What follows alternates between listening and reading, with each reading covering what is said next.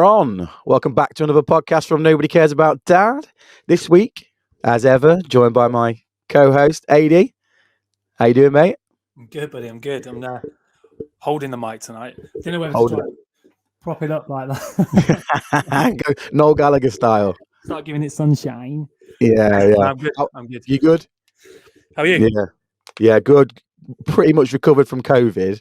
But apart from that, this cough's lagging. But apart from that, it's all good, mate. All good. Did you have COVID? I had COVID. Yeah, didn't I tell you? Yeah.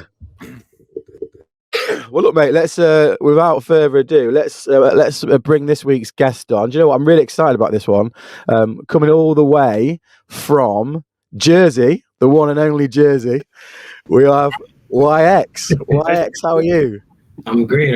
It's that tone in your voice, man. When you say Jersey, did it again. Yeah. I'm great. How are you guys? Thanks for having me. No, thank you. Thank you. Yeah, appreciate you coming on. We were just saying, actually, we were both due to go on holiday, a long-earned holiday, let me point out, and we'd avoided COVID for 2 years. And then the Sunday before we go away on the Monday, we both get COVID. Just couldn't write it. So, Marco, you got COVID. Sorry, yeah, I caught COVID and gave it to you. That makes sense. That seems like something that would happen. You know, like it seems like you would get it and then pass it on. It just seems like, you know, the tone of his voice. I'm telling you. Yeah, that was it. It's like gets into trouble. You know, it just gets into trouble. Yeah. I actually caught COVID in the beginning for 2 days, two or 3 days, and then my senses came back. All I did was lose my senses, and what was great about it was I wasn't hungry for anything. Yeah, I was like wasn't eating like crazy. My girl was ordering pizza all the time. I had gained so much weight, and forget about what you see now. I used to be a sculpture of perfection, and met my girl, and she's Filipina. She doesn't eat. I mean, she can eat. She doesn't gain weight. Yeah. And at this point, I'm starting to think maybe her organs are a little different because I don't even think she poops in real life. Like I don't think that happens either. But women don't poo, do they? I know mine. I haven't seen her poop yet. No. How long have you been together? It's gonna be almost 2 years. Wow. Yeah, I'm 14 with mine. Well, I've known her 9 years. Wow. Yeah, it was the longest simping situation I've ever been in. It was texting back and forth. I would text her, and then 3 months later, she'd be like, "Hey, shit," and that happened for a good 9 years. And then I remember the year before, the 9th year, I was like, "I'm done. I can't be. This is the longest friend zone I've ever been in." And then one day, she slid in my DM, sent me an eggplant emoji, and it was. Was it game over? It was game over. The rest is history. She says it wasn't an eggplant emoji. It doesn't care. It's my story, so I'm gonna stick with that. You're not here to back it up. So it's your truth. It's your truth. It's my truth. Yeah. So look, YX, one of the things we always do on this podcast is go right back to the very start. So what was life like for you growing up? The podcast is called Nobody Cares About Dad, so we're always keen to think about what that relationship was like with people's dads growing up. What was that dynamic like for you as a youngster? You know, it's crazy. I'm actually happy you guys call the podcast this because nobody really cares about dad. No, like men. I mean, I understand this whole women and men thing. I'm keeping a $100 right now. No one gives a fuck about the dad. All right, Valentine's Day, like. I remember I dated someone and I bought her like all these gifts, right? And I'm not a dad yet. You know, I have a dog. I'm a dog dad, but you know, like I bought my ex all these gifts for Valentine's Day, and then I was like, hey, and I was waiting for mine, you know. And she comes out. Comes out in a sexy outfit, and I'm like, but where's my gift? But where's the PlayStation? Because like my whole thing was like. I should be getting that regardless. Same for you. And if anything, I do more work than you do in the bedroom. You know, I'm hurting my back at sometimes. So it's like I mean, a card would have went a long way for me. You know, and growing up with my dad would wear everything from my mom, and you know, he kept the lights on. You know, my dad was very like serious guy. Can you give him a beer too? He was like the smartest man in the world and the funniest guy in the world. You know. But I'm actually like, I'm a daddy's boy for sure. Like, I love my mom, but I don't know if you guys saw my recent post where I got into a fight with my mom. No, You guys should see it. It's not like a real fight. It was like a play fight. Yeah. You know, it was just my payback for all the time she hit me with the chancleta. I don't know if you guys know what a chancleta is. This is a chancleta. This is a chancleta sandal. Oh. So I was like, no, but I growing up in Jersey with my dad, I would say like the things that I learned from my dad were more like trade things. Like I learned to work on houses. I learned to work on cars. I learned how to be an honorable man. That was one thing he always wanted me to make sure I was, an honorable man. He would say something like, "Mira, don't be like me, okay? Don't be stupid." You know, like, all right. You know, so I would just, he goes, "You gotta be honorable." I was like, all right. And what he was big on was, you know, whatever you say you're gonna do, you make sure you do it, right? So that's why it's not good to get into that conversation. Like my girl says, "I dare you to." You sure you want to do that? Yeah. Yeah. But that was my dad. He's a cool guy. We still talk. He still always calling me, "Hey, Papa, you need money? You need something? You need $5?" I was like, "No, Dad, I don't need." I don't know why he has an accent. He's lived in America like. Where's he from? No, it's like, so I'm mixed. I'm Puerto Rican, Asian, and Black, right? So I'm mixed. Like we have if you ever seen a family reunion photo, it's like, you know, it's like the world nations coming together. Yeah, in the UN. Yeah, it's the UN. It's the United Nations. So, but my dad has lived here. He was born in San Sebastián, Puerto Rico, but he's lived in the U.S. his whole life. And I have no idea where this accent is coming from. Is that just your interpretation of his accent, or is he just? No, this is the real. I could call my dad right now, and you would hear the accent. Like my dad is like, "Papi, everything okay? What's the matter? What is?" He doesn't say what. He says, "What is the matter?" It's like there's a G in there, you know, and it's like he says "yob" instead of "job." Like I don't know where he gets that accent from. But yeah, no, my dad. I'm gonna tell you right now, the reason I fuck with like this podcast, especially when no one cares about that, because my dad was like the best, you know, like, so it was like, he did tell me that not to do music though. I'm gonna keep it 100. He did. Right. He's like, "Mira, you know the chances of you becoming famous? It's like 1 to 1 billion." And I was on that. I got a chance, Dad. I got a chance. Yeah. But believe it or not, I wasn't doing music first. I was actually doing I was working in mechanical assembly, like fixing machines. I went to school for architecture and electricity. But my biggest fear was always music. So I was like, I want to do something that scares me, you know? Yeah. And then I started doing MMA because I just like physical stuff. And then about a couple years ago, I was like, you know what, I'm gonna do music. I'm gonna just do music. I'm tired of getting hit in the face. I'm gonna do some music. Yeah. And I always had a knack for it. I just didn't know how serious it was until I met my girl. She pretty much gave me a year to say, "Hey, take a year off work and just only do this." Wow. And here we are. Wow. Yeah, that is a strong woman there. Aggressive.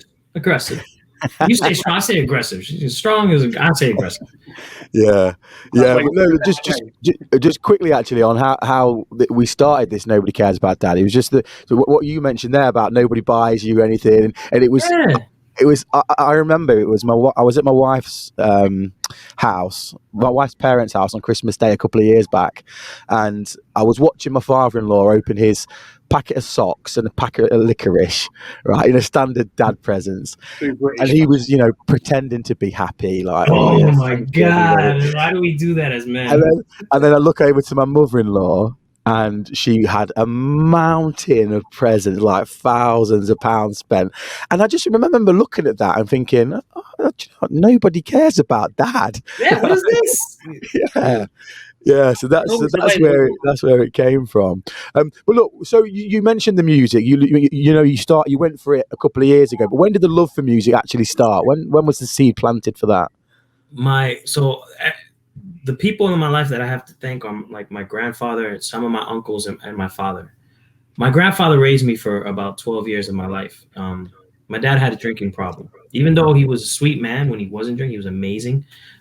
Too much alcohol would, like, you know, put him in the wrong place. So my grandfather played the role of my father for a while, and he raised me till I was 12. He passed away on my 12th birthday.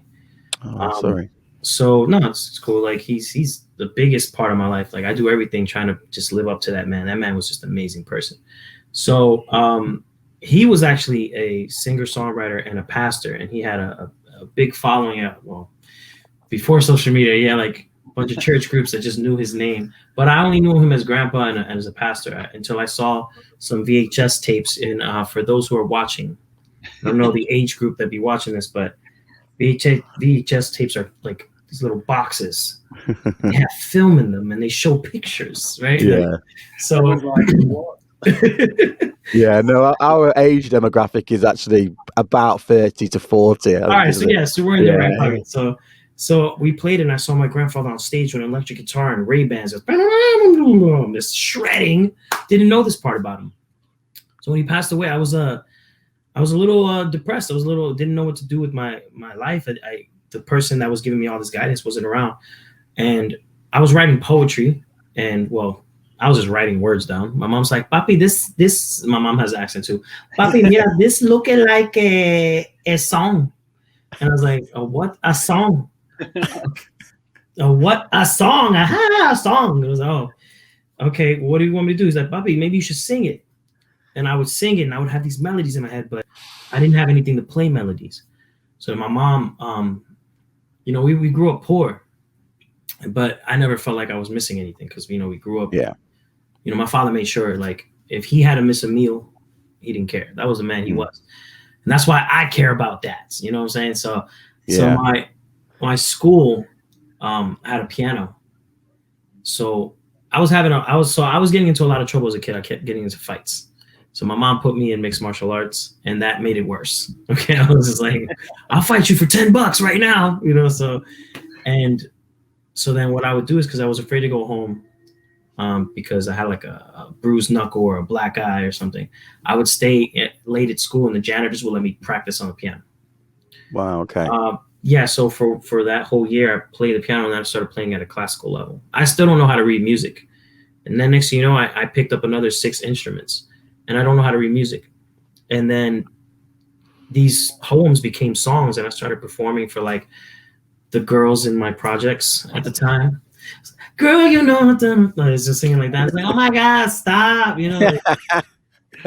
And I never thought it could be something that I would make money off or make a career off of or anything like that. I just like, well, this is a better way of getting attention, from people and everything. But it started with that. Just people stopped looking at me as like, "Oh, that's that short guy from the project." No, everyone's like, "Oh yeah, that's my nickname is Junie." So that's Junie. And yeah, that's how it started. I'm sorry if I forget the question sometimes. Like my brain works too fast for me. No, it's fine. Don't worry. Obviously, a lot of people know you from TikTok and your viral TikTok videos. Yeah. What was it that really made it blow up for you though? What was that point? Hold on. Okay, so no, because my girl these aren't like, everyone's like, "Oh, this is staged." I don't care what if it was staged, I would do more videos. But if you look at my videos, there's very few. I'm not trying to go missing. I'm not trying to, hell have no fury like a woman's scorn. Yeah. I know I have control. But I think it's okay for my girlfriend to not have control because she's like $110. Like, what is she gonna do? Like, but you don't need to be too heavy to take a knife and something like that. So it's like I'm always cautious of that stuff because I do push buttons. But what happened was I was doing jokes about our relationship way before TikTok. I was just, I don't know how graphic we can get on this, but yeah, fill your boots. Yes. So we had sex. You see, I told you. This is like, we had sex, and it was like, it was like we're young, we're in love. It's the beginning of the relationship, so we going crazy. We're doing some extra stuff. We're doing things that I feel like this is borderline illegal. Like a person is not supposed to fold like this. So I make a joke. I ask her for some ice for my nuts. I'm sorry, I don't know. My girl's gonna kill me for this. She's gonna kill me for this. But so I I'm using the ice. I'm sitting down.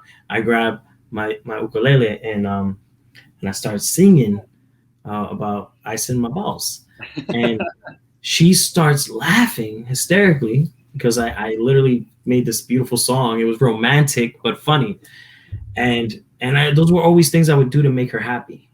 Right, when she had a bad day, I would just send her a little thing. But then one day we got into an argument over an apple pie. I told her, don't eat that apple pie, looks very suspicious, you know. Like that apple pie doesn't look like the other apple pies. This one looks like it's been around the block. It has seen some things, you know. Yeah. And she's like, I don't care, I want it. And she ate it. And now she's in the car. She's like, oh my god. And I'm telling her, you know, and then she's mad at me, and we're going back and forth. And then instead of me arguing, I get my revenge. I get even. I don't get revenge. I get even. Right. So perfect time. She's in the bathroom blowing it up. Perfect time to make a video. Right. Yeah. The first time I'm on TikTok, like I haven't really been on TikTok like that. I start singing "Pooping Your Life Away." Right. Now you're pooping your life away. And she's like, oh my God, shut up. And I thought that was the most hilarious thing ever. Right. So I posted it. She doesn't have a TikTok, mind you. She didn't have one. So it goes viral and I don't say anything. But then there was a time where she was late for work. I had woken her up 4 times, guys. I woke her up 4 times, right? And I said, and she went, you know how some women are not happy campers when they wake up. Yeah. Do one of these. And I was like, all right. So I didn't know what to do. She had to get up for work, you know?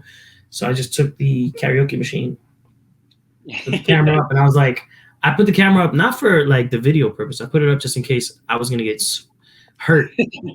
I had proof, you know? So I was like, there's evidence. Your Honor, look at the tape. Yeah. And I did the video. She got mad. I posted it. I went to bed. My friend calls me. Hey, man, you're massively viral on Twitter. I was like, I don't have a Twitter. He's like, well, you better wake up. I was like, what video? And I forgot what video could come up. And then I saw it. And I immediately packed my bags and went to my mother's place. I was there for several hours before she realized what was going on. And man, I got an earful. And even now, I have videos that are so hilarious, but I can never post it because I know it would probably like ruin my relationship. So I'm not even gonna bother. I'm very careful with it. It's funny that you can tell they're not staged because I relate to some of your videos in the way because I do stuff to wind my wife up, and you know what it's like. You say something and you just wait for the reaction to just. And I can tell by the way that your wife or your partner reacts that you don't stage that. It's because. No, there's ones where oh man, I wish I could show you. there's some where the reaction was so crazy and so perfect, like comedic gold, that I was like, oh, I want to release this so bad. Yeah. But you know, I at the same time, I don't want to become famous for the guy who bothers his girlfriend, you know. So I was like, look, I make music. Yeah, I'm also a funny guy. Like I'm an actor, I'm a comedian. Like I like to do other stuff. Yeah. Like Jamie Foxx. Like Jamie Foxx is somebody I look up to. Yeah. But I want to be taken seriously for my music. And then what happened was, I'm sorry. What were you? No, I was gonna say there's loads of people that prank their girlfriends and prank their wives. But the fact that you throw in the music and the songs that you've written, the songs are brilliant. I just add that I can't find it anywhere, so maybe you can help me out and find where it is. But the sober song. About my dad. That's about my dad. Brilliant, that style. Like, I've only listened to the first minute or so that you've got on TikTok, but I couldn't find it on any of your download sites. So I don't know if there's a way. That's a song I'm still struggling to know if I want to release.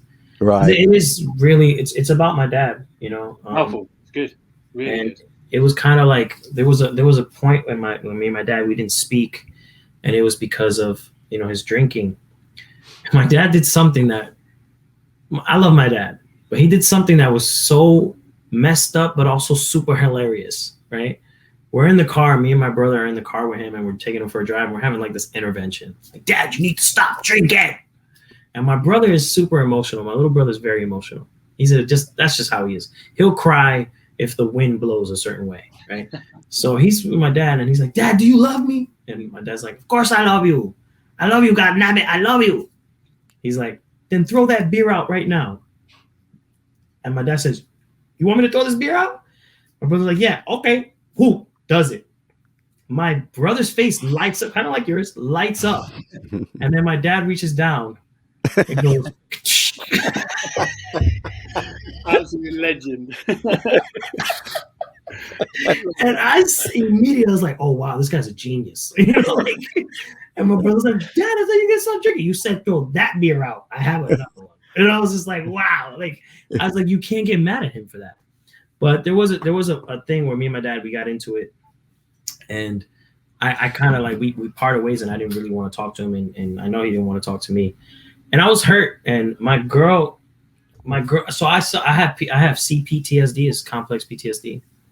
I witnessed some things younger that I guess I had blocked out. And, you know, last year I was diagnosed with CPTSD. So it's been an interesting turn of events for me, like trying to deal with this and stay. I'm sorry if you guys hear that car alarm outside, but trying to deal with having PTSD and now dealing with this new platform I'm on. It's been a struggle. And part of the reason I wasn't sure if I wanted to do music was because now that I knew I had PTSD, I didn't want anyone to judge me on that. Yeah. Or to say, oh, he's crazy, and it was giving me so much anxiety, and it was making me so worked up. I woke up from a really bad dream, had an episode, and my girl said, hey, why don't you write about what you're going through? She says, why don't you write about everything you're going through? Yeah. Whatever relationship you've been in, whatever ex-girlfriend, whatever you're going through with PTSD, whatever you went through with your father, your mom, just write about it. Get it off your chest.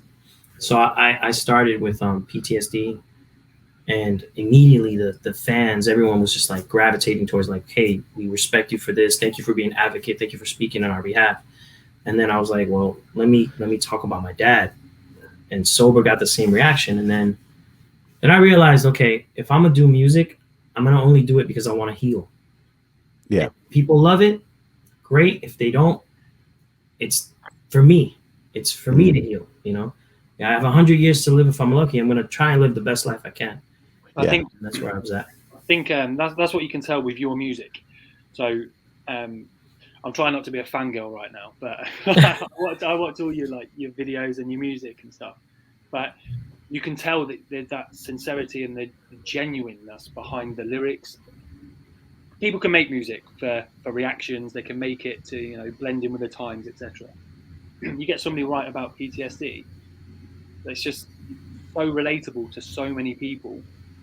It's incredible. It's incredible, and it's like it's an amazing song, by the way. I appreciate it. I didn't know at the time people were gonna relate. I thought, you know, I was just gonna be chased into the woods with pitchforks and stuff. I just didn't know. So no, it's really, really good. So I'm ex-military, so I went through a few things at that time, and then when this song comes, and I heard it, and I was like, wow, hang on. Start that again and again, and I'll probably listen to it maybe 3 or 4 times back to back. It was just really good. So yeah, appreciate you.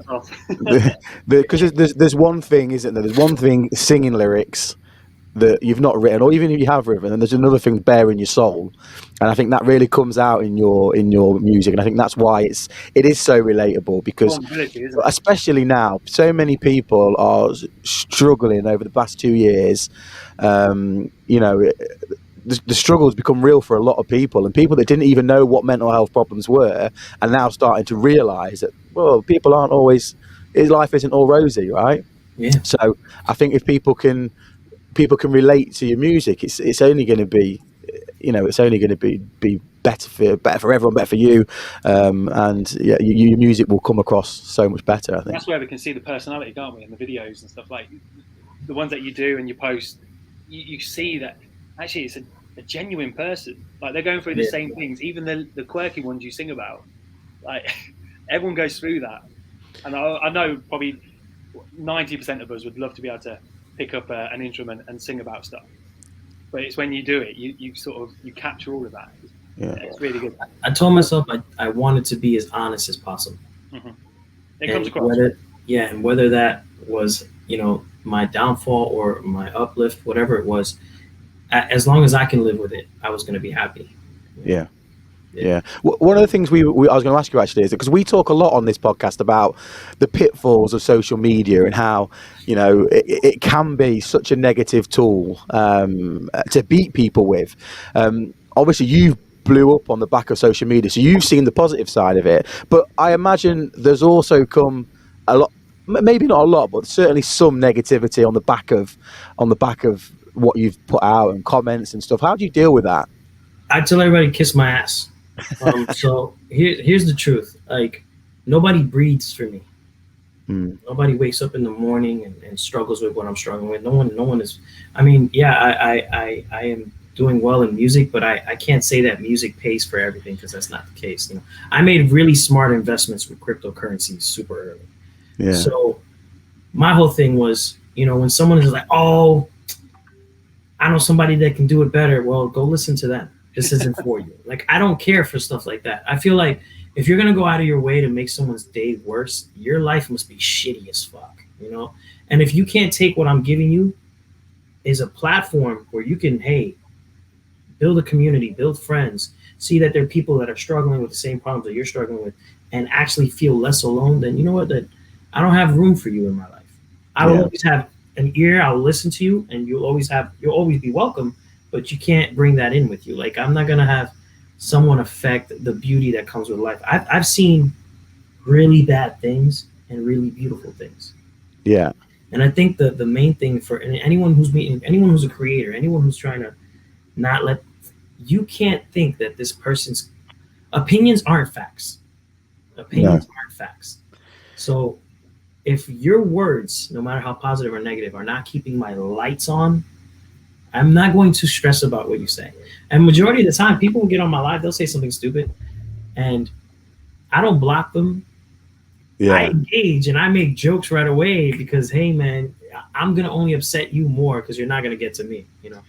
But at the beginning, did it bother you at all? Or is that because I've got to be honest, when we started doing this, like, we would get some negative comments. And at first I was a bit like, I'll be honest, it bothered me a little bit, but then I learned, like, it didn't take me long, but I learned to just go water off a duck's back, not bothered. Like, yeah, whatever. Like, I don't. There was someone who said something about my culture because they didn't understand where I was from. You know, nobody knows that I'm mixed. Everybody thinks I'm Armenian. You know, no one knows what I really am. So I had to tell people. And sometimes when someone says something that's like, you're trying to start something big, I immediately FaceTime them and we have that conversation.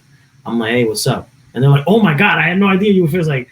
I was like, I see you talking shit in my comments. You know? I'll say something like that. And usually that's the reaction I get. Like, they start laughing. Sometimes it's like comments just come off across the wrong way because it's a message. It's a written message. You don't understand the energy behind it. So I clarify those things. But a majority of the time, no, I'm not really affected because I grew up with nothing, and everything I do have, I did on my own. It didn't come from the help of millions of people. It was from my own.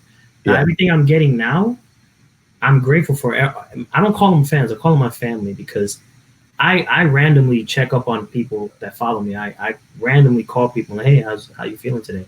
And they're like, what the, YX is calling? What the, I'm like, dude, I'm like your brother, like, talk to me. And I randomly do that. I'm also trying to set up a platform where, like, NFTs, where people who purchase my music, they purchase my art, they can also resell it and make money from my art. So it's just, I don't want it to be a place where it's so one-sided. I'm here and you're there. I don't believe in that. I believe in investing in people. So I remind myself, people have shitty days. I know I have. I know I've acted out of pocket when I was upset sometimes. And I can't think that maybe this person is vengeful towards me. Maybe this person just had a really bad day. Yeah. You know? Yeah. That's the thing, isn't it? We go through that. It takes so much effort to be negative, you know, to be angry all the time. So it does. When you see, so what, like Marco was saying, when we started getting some comments on some of the videos and things we were doing, you just think, like, really, have you got nothing better to do with your day? We never commented back. We never sort of called them out. It was just a case of, we actually feel sorry for them. Like, if that's what you're spending your time doing. Like, what you should do, though, you should tell them, if they're ever saying, if they're coming at you crazy, he's like, hey, man, did you poop today? Did you take a shit? Because I'm willing to bet 9 out of 10 times no one has pooped yet, and they're feeling a little frustrated. You know, I was like, did you poop? Did you have breakfast? Are you sexually frustrated? You know, like there's always something, but like make sure to start with that. Did you poop today? Go take a poop, and then redact your comment. But I'm sure like that's mostly what it is. Yeah.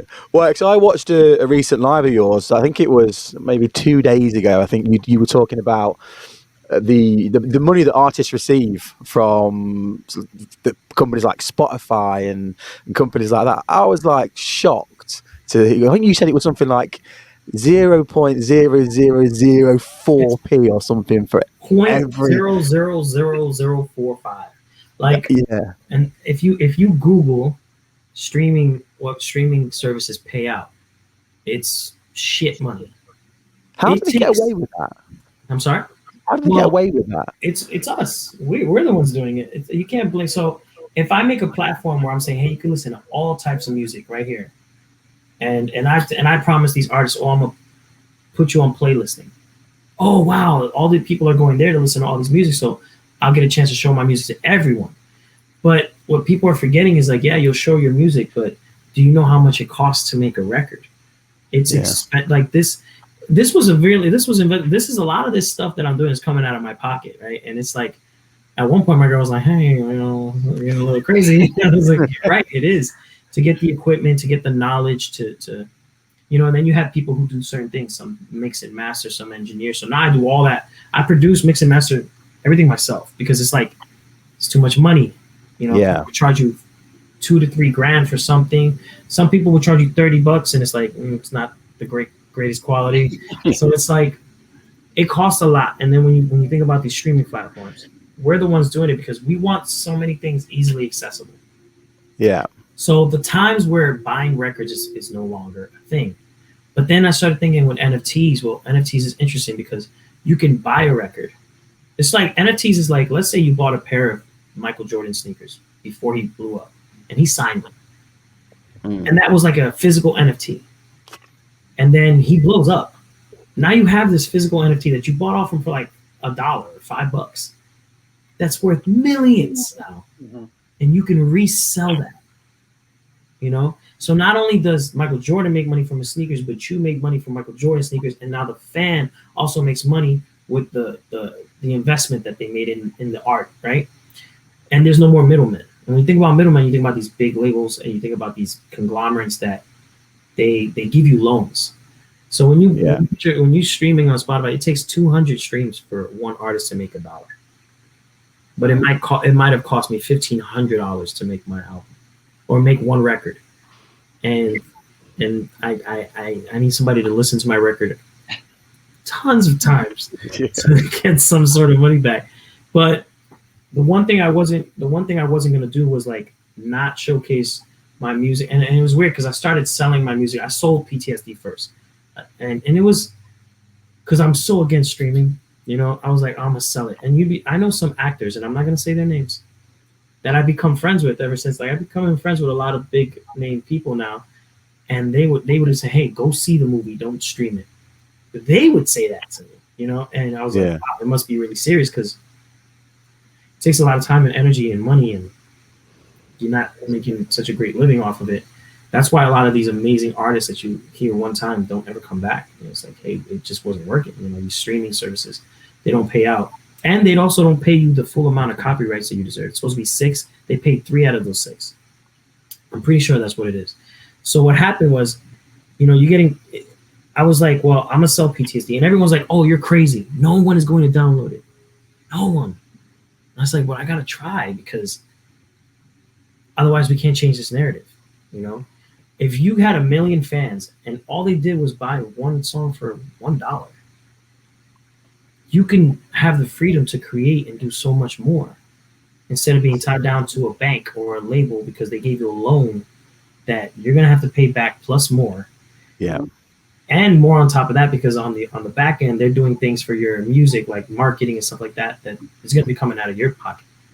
So it's like, and then you get tied into another advance and another advance and another advance. And then next thing you know, you're a slave to the industry. But then I said, I think people will download it. to my surprise, bro, we ended up being like 5th place in Amazon downloads and iTunes. Like we were like killing it. And I was like, there was one part where I was above The Weeknd. I was like, what? I sold. I know I didn't sell more records than The Weeknd, but I sold more Amazon. Yeah. So, Yeah. and everyone was shocked. But then people were hitting me up from different parts of the country, parts of the world where I can't get it. We don't have that here, and that didn't sit well with me. So me and my girl decided we're just gonna release it because people need to heal, and laugh and everything. But I spoke to my team. We are getting ready to do NFTs. The idea behind it was I told my team was like, listen, I told her, and even on my live, I said, I'm gonna start releasing NFTs so that not only I make money, you make money, and I have the freedom to keep creating things. A lot of these artists, sometimes they have amazing music they can never release because the label will say, oh, that's not part of the times right now.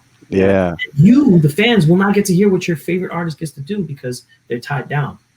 But you can give them the freedom, and not only that, but you can own a piece of that art and resell it and make money off of it. That's amazing. So, yeah, that's the new wave. So I decided, you know what? I'm going to just put my music out. I have over 400 songs. I'm going to put my music out, build the buzz, build it, and then I'm going to drop these series of albums.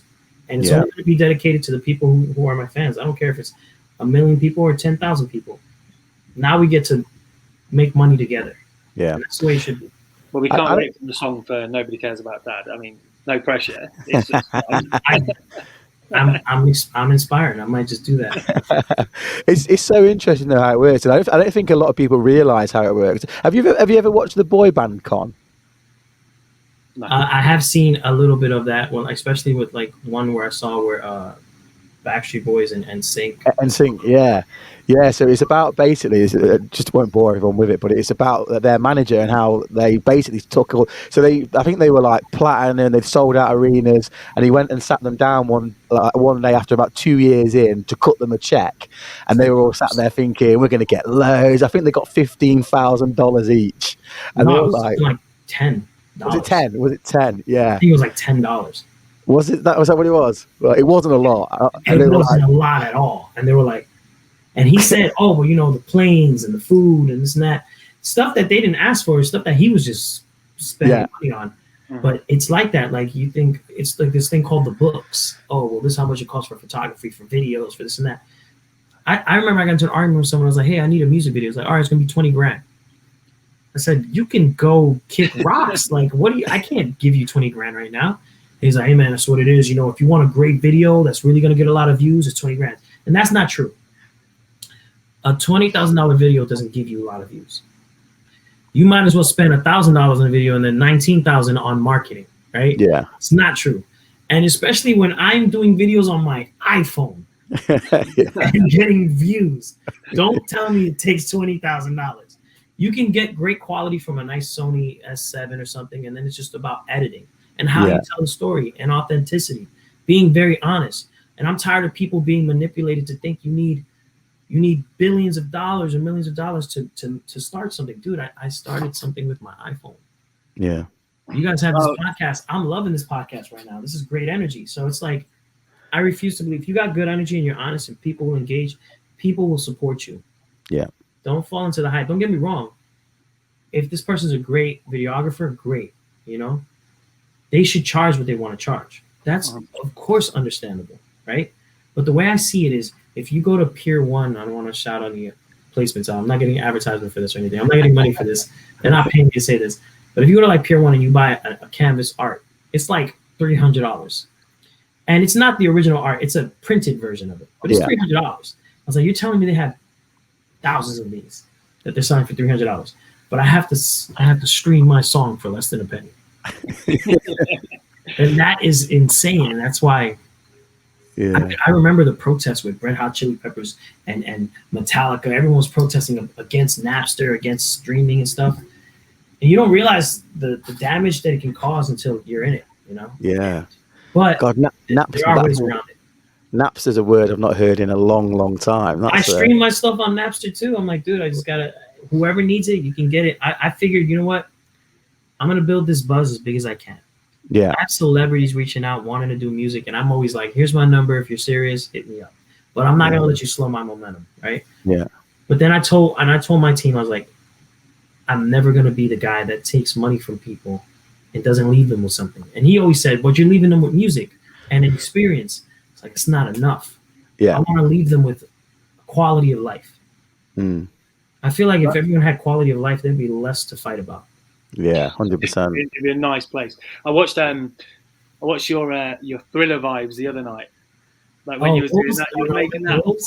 Yeah, but it just goes to show what you're saying. You know, you can make something if you can do it yourself, and you did that. And I was watching it and I was thinking, like, this guy's a wizard. What's he doing? It was awesome. I'm surprised you were on watching that. Like that like seriously humbles me right now. Like, because I did the record because I was just, I was like, damn, we don't have another Thriller. Like we don't have that. And I was, I was calling my manager. I was calling Mateo. I was like, bro. He's like, oh, like it's Thriller. Nothing will be better than Thriller. Just like nothing will be like Christmas time is coming. So you already know Mariah Carey is going to be all over the radio station. Yeah. And I was like, what if I make a really, really funny song about Christmas and like, buying gifts for people you don't like and going, spending money. And he's like, bro, that's a risk. Cause like you got so many things to compete with. My whole thing is like one different one though. It just takes one different. It takes one to like shift the mindset. So I'm literally working on a Christmas song that I hope will be the next. All I Want for Christmas Is You. Like the next Mariah Carey one's like back to back. Like as soon as you're done hearing hers, you hear the funny version or you hear something else. I'm working on that. Yeah, listen, I think that the Christmas #1 in the UK last year was about sausage rolls, so it can be done. That's how the UK gets now with Christmas. We are we're more about the sausage rolls in the presents now. Yeah. I think the record you were talking about is this one right here. I don't even know if it's in play yet. Some of them. It was that one, Yeah. and then you had your little video war with Mateo. Yeah, man. We argue a lot. I don't know if you guys watch that. We argue a lot. It's usually about his hairline. He can't get over it. I try to. The reason I joke about his hairline is so that he could just let it go. You need to let it go. You need to accept the fact that it's okay. Like it's okay. Like I feel like we fight to keep things that we don't need to keep to be good, like happy, and So I posted a picture of him with like new hair. I don't know if you guys saw it. Yeah, like I say, so I mean he'll probably get you for this, get you back for it. But let's finish. Let's finish with his knobbly knees, the clickety clack. Dude, that was the best. Dude, you got his wife in on it though. That was amazing. She's. We've been talking. We've been in conversation. She keeps waiting for him to get off guard when he's wearing shorts or something, so she can get pictures of these kneecaps. When I'm talking to you, my man's has no kneecaps. Like it's just ankle. It's just one long ankle. It's like there's no knees. I'm talking about his legs are so skinny. I understand now why he sits when he pees. And I'm sorry, Mateo, we're talking about you. We're talking about you live right now. But, he should know better than to put me on a podcast. I'm gonna say whatever, but he does. When I did that video where it's like, please don't leave the door open, where he was pooping. What was shocking to me was I thought he was pooping. He definitely was passing gas because I could smell. I was like, the door's open. And then he tells me, when he told me, I wasn't even pooping, I was peeing. When he said that, like my brain exploded. Like all the neurons in my brain were like, jokes. Like, and I was shocked to find that out. I was like, you're like a 6'2" grown ass man. Yeah. But I guess maybe it makes sense because he's so tall and if he misses, I get that, right? It's just not a good look. I like that. I think the dynamic between you and from what you see, again, it just pulls you back to that normality of, you're not up your own arse. You're not like, oh, I'm some sort of big time person now. Like that's it. And it's so, I think it's just humbling to watch that genuine, happy, funny people. And it's really good. So stay that way. We crack jokes on each other. When there's family reunions, we get in a roast circle. And my brothers in there, we just like, oh, all right, well, you haven't been able to see straight since you were born. Like, we'll just like start, getting faces. Wax, wrapping up, mate. Look, where can people see you live? Do you get out live much? Like, is that something that you do?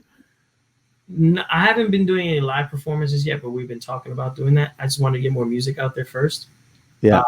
I used to do live performance, but now I'm trying to build it a little differently. I want to make sure that the people that come know what they're walking into. Hey man, this guy was talking about penises and titties. I don't know what, just know what you're walking into when you come into my shop. So I told Mateo, like, let's build the brand, and that way when there's a line around the block, I won't feel so scared to perform to these people my crazy comedy music and stuff. So yeah. Well, look, we look forward to that because we pop over to the States quite a bit. Like I say, we've got a friend in New York. We're both Dallas Cowboys fans as well. I don't know if that's for some people. It's we beat the Giants the other night though, so we won't say much about that. That win. Yeah. My aunt's a Dallas Cowboys fan. I don't really watch sports, but I always make fun of Dallas Cowboys just to see how mad she gets. Yeah, but I suppose my point was when you do get out live, we'd love to come over. We'll come and watch because we do get stateside. Yeah, man, I would love to hang out with you guys. You guys are in for a treat. Hanging out with me as a whole. Mateo doesn't hang out with me anymore because I wonder why. I wonder why. Jokes just keep flying at him and stuff. But it's only him because Mateo, he's taller than me, so immediately he thinks, he can just talk about my height if I'm gonna get offended. No, but look, so where can people find your music? Where can people download your songs? Let people know. So there's this small bodega around the corner. I've been selling my bootleg CDs. No, I'm joking. You can find my music everywhere: Spotify, Apple Music, iTunes, Deezer. I don't even know what that is, but you can find it on there. And if you can't, for some reason, access my music, you can hit me up on Instagram, or you can hit up at Good Guy Media Group and bother his ass and ask him how to get the music. But it's on all streaming platforms. I do recommend for those who are watching, support your artists, download their music and stream it if you want to, but download their music and they'll keep making music for you guys. Because I downloaded your songs the other day on the back of you saying about it didn't even occur to me that you should download people's songs. I was thinking, like what? How do we? I don't even know how to do it. I was like, how do we do that now? So I went on iTunes, downloaded it from iTunes. But yeah, people need to support artists and people. Look, we're enjoying your journey. We'll be a fan. We'll continue to listen. We'll continue to watch, and hopefully more people will continue to download. And we wish you all the success for the future. I'm sure you're definitely gonna achieve everything you need to. I mean, who knows? I might win a Grammy for the funniest vagina song or whatever. I'm not even going to start with that because we are running out of time. But yeah, what a song! Yeah. Thank you. Yes, that's been added to the playlist. Thank you. Listen, appreciate your time, Wax. Thank you for coming on. And look, let's say we'll keep an eye out on what you're doing, where you go, and hopefully we'll be there front row when you do go live. Thank you, guys. Thank you very much. All right, guys.